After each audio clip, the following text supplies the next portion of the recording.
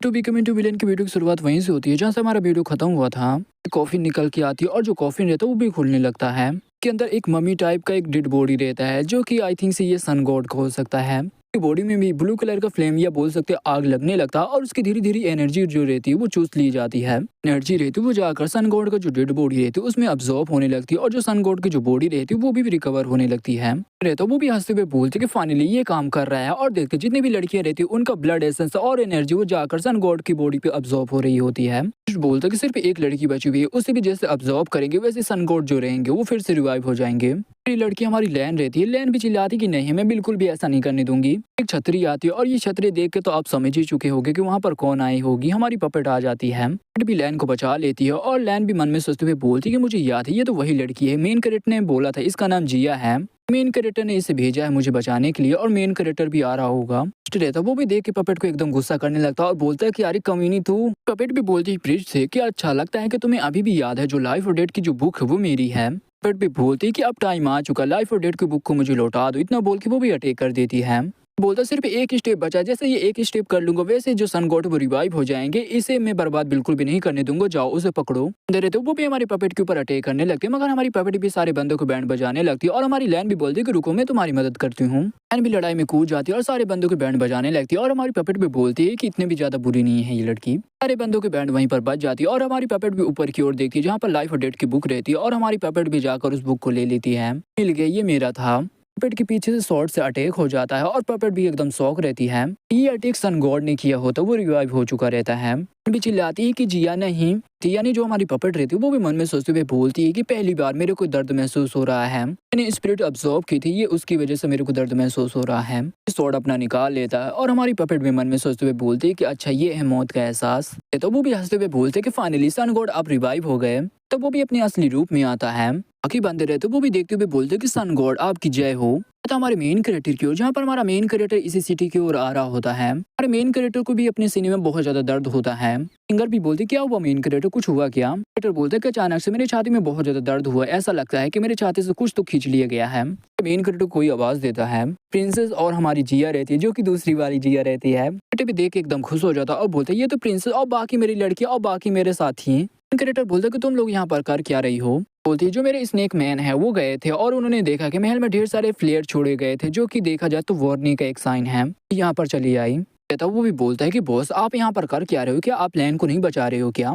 Creator भी बोलता है ये बहुत ज्यादा लंबी कहानी है और जो प्रीस्ट उसने लैन को पकड़ लिया था। तभी फैंग भी बोलता है क्या लैन अब ठीक है? क्रिएटर बोलते कि मुझे बिल्कुल भी नहीं पता कि वो ठीक है या नहीं मगर मेरे को बहुत ज्यादा बुरी फीलिंग आ रही है, तो केयरफुल रहना तुम सभी लोग। भी आ जाता और बोलता है कि मेन कैरेक्टर तुम यहाँ पर आ ही गए, ताकि प्रिंस तुम्हें ज्यादा देर तक बिल्कुल भी नहीं रोक पाएगा।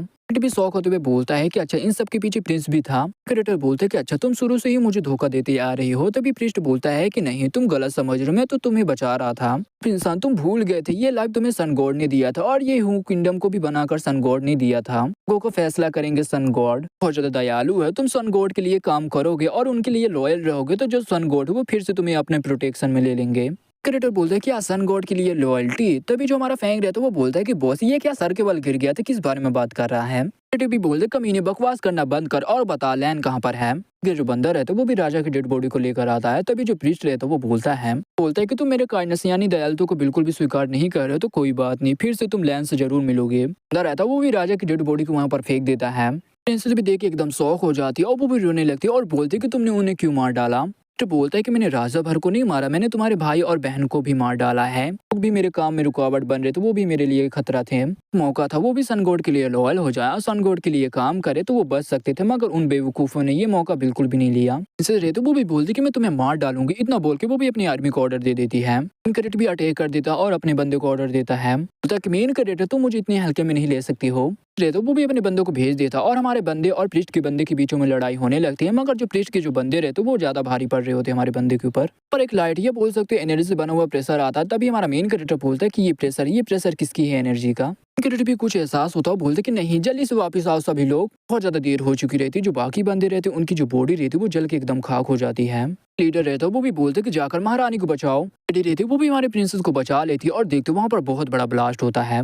लीडर है तो वो भी बोलते कि अरे यार ये कौन सा अटैक था। ब्लास्ट का जो अटैक रहता है वो भी धीरे धीरे हमारे मेन कैरेक्टर की ओर बढ़ रहा होता, मगर हमारा मेन कैरेक्टर भी अपना गदा उठाकर उसे वहीं पर अब्सॉर्ब कर लेता है। सन गॉड की एंट्री होती है और बोलते कि वाह तुमने तो मेरी अटैक की धज्जियां उड़ा दी। बंदर है तो वो भी एकदम डर जाता है और बोलते कि सन गॉड तो सचमुच जिंदा है। कैरेक्टर भी बोलते लगता है कि सन गॉड रिवाइव हो गया। तो सन गॉड रहता है वो भी हमारे मेन कैरेक्टर से बोलते हैं कि तुम हो कौन, ये तो हमारे जैसे गॉड का वेपन है।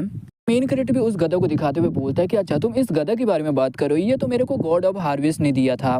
गॉड रहता है वो भी कंफ्यूज होते हुए बोलते हैं क्या God of harvest. Main character बोलता है कि गॉड हार्वेस्ट ने नहीं, बाकी के जितने भी 9 गॉड उन्होंने सारे ने अपने वेपन मुझे दे दिया है, बताया था कि तुमने उन्हें कैसे मारा है। तो वो बोलता है कि साले तेरी हिम्मत कैसे हुई मेरे सन गॉड के अपमान करने की। मेन कैरेक्टर बोलता है कि प्रीश तुम लोग बेवकूफ हो, वो तुम्हें धोखा दे देगा देखना बाद में, गॉड नहीं बस वो एक इंसान है। रहता वो भी एकदम हैरान हो जाता और बोलता है कि तुम्हें कैसे मालूम चला। इन कैरेक्टर बोलते जितने भी गॉड थे उनकी तोम से मेरे को पता चला।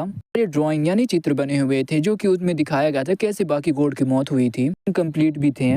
ड्राइंग थी यानी जो चित्र थे, मेरे को उनमें बहुत ज्यादा इंटरेस्ट आ रहा था तो मैंने बाकी को रिकॉर्ड कर लिया था, एक दूसरे से जोड़ा तो जो इनकम्प्लीट थे वो सारे कंप्लीट हो चुके थे। असली कहानी पता चला 9 गॉड है वो गॉड नहीं हुआ करते, वो एंशिएंट टाइम के एक बहुत ज्यादा पावरफुल कल्टीवेटर हुआ करते थे, इंसान हुआ करते थे जो कि उस टाइम के पहले कल्टीवेटर इतने ज्यादा पावरफुल हुआ करते थे कि 9 गॉड को ढूंढा, तुमने उन्हें ट्रेनिंग दिया और तुमने उन्हें अपने अंडर में रखा, अपनी लाइफ में सब कुछ उखाड़ लिया था मगर तुम्हें इमोर्टल बनना था। जहाँ पे चले गए जहाँ पर तुमने मार काट की और कुछ भी नहीं। एक अजीब सी इविल टेक्निक मिली जिससे तुम बाकी बंदों को मार के तुम उनकी लाइफ ले सकते हो, तुम एक इमोर्टल बन सकते हो। और जैसे ये मून गॉडेस को पता चल गया तो वो बाकी गॉड के पास गई और उन्होंने उसके बारे में बता दिया, और जो बाकी गॉड्स है वो तुम्हें मिलकर रोकने लगे मगर तुमने एक एक करके उन्हें मार डाला। मैं सही हूं ना? बंदे रहते वो भी बोलते कि यार ये सन गॉड तो बहुत ज्यादा कमीना है, इसने ही अपने ही बंदों को मार डाला।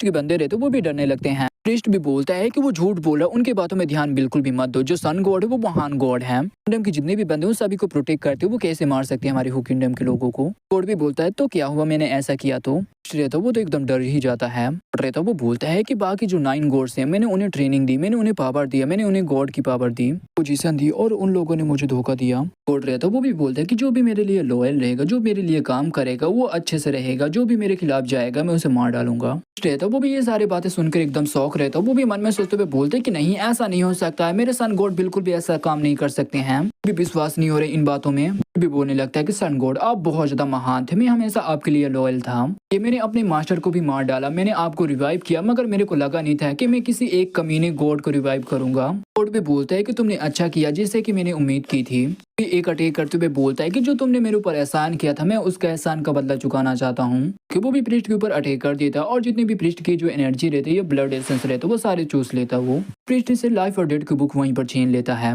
भी बोलते कि नहीं उसके हाथों में लाइफ और डेथ की बुक लग चुकी है, तो उसकी भी वहीं पर मौत हो जाती है। और जो प्रीस्ट के जो बाकी बंदे रहते वो भी एकदम डर जाते हैं और बोलते हैं कि इसने तो हमारे प्रीस्ट को भी मार डाला। जो बाकी बंदे रहते वो भी वहां से भागने लगते हैं। तभी सन गॉड भी बोलने लगते हैं तुम कमजोर इंसान, तुम मेरे लिए किसी भी काम के नहीं हो, तभी अपनी लाइफ मुझे दोगे। तभी इतना बोल के सन गॉड अपना एक अटैक करता और सभी बंदों को वहीं पर मार देता है। और ढेर सारे जो मरे हुए बंदे रहते हैं उनकी डेड बॉडी वहां पर आ जाती है, यानी वो फिर से जिंदा हो जाते हैं। बोलते हैं कि ये क्या चीज है। पीटर बोलता है कि लाइफ और डेथ के बुक को यूज करके उसने एनसी टाइप के जो बंदे हैं उनको रिवाइव कर दिया है जो कि उसके लिए काम किया करते थे। बोलते हैं कि जाओ मेरे बंदे जाओ और सभी को मार डालो। कि जो हड्डियां जैसे जो बंदे रहते हैं वो भी अटैक करने लगते हैं और हमारा मेन कैरेक्टर और जो बाकी बंदे रहते हैं वो भी मुकाबला करने लगते हैं। सिंगर भी बोलती कि हम जितनी बार इन्हें मारे में ये फिर से रिवाइव हो जा रहे हैं। जो हड्डियों की जो आर्मी रहती है वो भी हमारी जिया के पीछे पड़ने लगती है और जिया भी हमारी चिल्लाती कि प्लीज कोई तो हेल्प करो। कैरेक्टर भी एक 9 गॉड में से एक गॉड का निकाल लेता वेपन और ढेर सारे इंसेक्ट को वहीं पर बुलाने लगता है। कैरेक्टर भी इंसेक्ट से बाकी हड्डियों के ऊपर अटैक कर देता है। कैरेक्टर भी बोलते पहले लीडर यानी सन गॉड को पकड़ना पड़ेगा और उसके हाथों से लाइफ और डेथ की बुक को छीनना पड़ेगा, उसकी आर्मी को हम मार पाएंगे। क्रिएटर फेदर ड्रैगन को भी बुला लेता और वहां पर फेदर ड्रैगन भी आ जाता है। प्रिंसेस भी आ जाती है और बोलती कि रुको मैं भी तुम्हारी मदद करूंगी। क्रिएटर प्रिंसेस भी सन गॉड के सामने आ जाते हैं। तभी हमारा मेन क्रिएटर और प्रिंसेस दोनों मिलकर एक अटैक करते हैं जो कि डुओ कल्टीवेशन वाला रहता है। वहाँ पर बहुत बड़ा पानी है, बोल सकते हो बहुत बड़ा सुनामी आ जाता है। सन गॉड रहते वो बोलते कि तुम्हें क्या लगा कि तुम मेरे सामने टिक जाओगी, इतना बोल के वो भी एक बहुत तगड़ा अटैक करता है। मेन क्रिएटर और प्रिंसेस भी उस अटैक को डॉज कर लेते हैं मगर जो स्नेक फेदर रहता है वो बीच से वहीं पर कट जाता है। हमारे मेन कैरेक्टर और प्रिंसेस को भी चोट लगती है। वहाँ पर एक पर्पल कलर का वहाँ पर स्मोक आने लगता है। बंदे भी एकदम शौक रहते वो भी बोलते कि ये पर्पल जैसे स्मोक क्या है। पर्पल कलर की जो गैस रहती है वो भी हमारे बंदे के ऊपर अटैक करती है और उनकी जो बॉडी रहती है वो भी गलने लगती है। और जो स्नेक लीडर रहता है वो भी जाने लगता है हमारे प्रिंसेस को बचाने के लिए, उनके ऊपर भी अटैक हो जाता है। लीडर भी बोलते हैं कि स्टिंगर बाकी बंदों को लेकर यहाँ से निकल जाओ, यहाँ पर बहुत ज्यादा खतरा है। भी बोलता है कि मैं यहाँ से बिल्कुल भी नहीं जा सकता, मैं यहाँ पर लड़ूंगा। यह भी अपने गिटार निकाल लेती है और बोलती है कि मैं यहाँ से बिल्कुल भी नहीं जाने वाली हूँ, मैं सबको बचाऊंगी। यह के ऊपर एक अटैक हो जाता है जो कि उस अटैक के सामने फैंग आ जाता है और वो अटैक फैंग की छाती के आर पार हो जाता है और जिया की गिटार वहीं पे टूट जाता है। कट कर जाता हमारे लुटेरे की ओर, जहाँ पर हमारा लुटेरे भी फाइट करते हुए बोलता है कि तुम हड्डी के ढांचे में तुम्हें नहीं छोड़ने वाला हूँ। स्टिंगर भी लड़ते हुए बोलती तुम बस एक हड्डी के ढांचे हो जो कि मैं तुम्हें हरा दूंगी। भी बोलते हैं कि ध्यान से स्टिंगर। लीडर के ऊपर एक अटैक हो जाता और लीडर भी उस अटैक के सामने आता, मगर लीडर की छाती के आर पार भी वो अटैक हो जाता और स्टिंगर की भी। लीडर की दोनों की वहीं पर मौत हो जाती है। भी हमारे बाकी बंदे रहते वो भी मारे जा चुके रहते हैं। गोड रहता वो भी ये सब देख के एकदम हंसने लगता है। मेरे पास जितने भी 9 गॉड्स के वेपन थे वो सारे वेपन को छीन लेता है और बोलता है टैलेंटेड हो तुमने, बाकी 9 गॉड का वेपन को ढूंढ लिया, तो कुछ तो कमी है। ये मैजिकल वेपन है, ये एक से बढ़ के एक है। वेपन में जितने भी 9 गॉड है उन सभी की पावर है इस वेपन में। भी गॉड बनने से कोई भी नहीं रोक सकता, क्योंकि वो जितने भी 9 गॉड्स थे उन्होंने बिल्कुल भी वेपन मुझे नहीं देना चाहते थे, क्योंकि वो मरना पसंद करते थे, मगर वो वेपन मुझे बिल्कुल भी नहीं देना चाहते थे। वे भी गए और उनका वेपन भी मेरे हाथ में लग गया। तुमने इन सारे वेपन को मेरे लिए इकट्ठा किया, तो इसके तौर पे मैं तुम्हें रिवॉर्ड देता हूं। तुम्हारी जो बाकी की जितनी भी लड़कियां, मैं उन सभी को लौटा रहा हूं तुम्हें। इन कैरेक्टर की लड़कियां रहती उन सभी की डेड बॉडी को वहीं पर हमारे मेन कैरेक्टर के पास फेंक देता है। मेन कैरेक्टर भी ये देख के एकदम शौक रहता और उससे बहुत ज्यादा गुस्सा आ रहा होता और बोलता है कि मैं तुम्हें मार डालूंगी। इतना बोल के वो भी अटैक कर देता है। एक ही अटैक करता जो कि हमारे मेन कैरेक्टर की छाती के आर पार होता और हमारा मेन कैरेक्टर भी नीचे जाकर गिरता है और बोलता है कि तुम बहुत ज्यादा लकी हो कि तुम एक गॉड को जन्म लेते हुए देखोगे। गॉड रहता है जो बाकी गॉड के जो वेपन रहते हैं उनकी एनर्जी को अब्सॉर्ब करने लगता है। कैरेक्टर भी बहुत ज्यादा सैड हो जाता है और बोलता है कि मेरी वजह से सभी मारे गए। कैरेक्टर भी बोलता है कि लगता है कि इस कहानी का ऐसा ही अंत होने वाला है। ऐसे हार कैसे मान सकते हो, इस कहानी इस नॉवल को तो मैंने ही लिखा था, मैं बिल्कुल भी हार नहीं सकता हूँ। कैरेक्टर भी उठ खड़ा होता और बोलता है कि बहुत ज्यादा खुश मत हो, मैं तुम्हें अपनी मनमानी नहीं करने दूंगा। भी बोलता है कि मैंने तुम्हारे ऊपर अटैक किया, मगर तुम अभी भी खड़े हुए हो, तुम बाकी इंसान से अलग हो। बोलता है कि बात यहीं तक नहीं है, एक गॉड और एक इंसान के बीच में तुम्हें पता है क्या अंतर है? जमीन जितना फर्क है। कैरेक्टर बोलता है कि तुम्हें बिल्कुल भी नहीं पता जो टाइम के गॉड है उन्होंने मेरे लिए क्या छोड़ा है। कैरेक्टर वही मैजिकल आइटम निकाल लेता है जिसकी मदद से वो वक्त में पीछे जा सकता है। गॉड भी एकदम शौक हो जाता है और बोलता है ये तो टाइम गॉड का वेपन है, इससे टाइम में पीछे जाया जा सकता है। कैरेक्टर भी उस मैजिकल आइटम को यूज करने वाला रहता, तोड़ने लगता, तभी इतने में सन गॉड भी आ जाता, बोलता कि नहीं मैं इसे तुम्हें यूज नहीं करने दूंगा, मगर इतने में हमारा मेन कैरेक्टर यूज कर लेता है। कैरेक्टर भी टाइम में पीछे जाने लगता है और इसी के साथ ये वीडियो यहीं पे खत्म होता है। तो वीडियो में नया तो लाइक करो, चैनल में सब्सक्राइब करो। तो मैं किसी अगली वीडियो के लिए, तब तक के लिए बाय।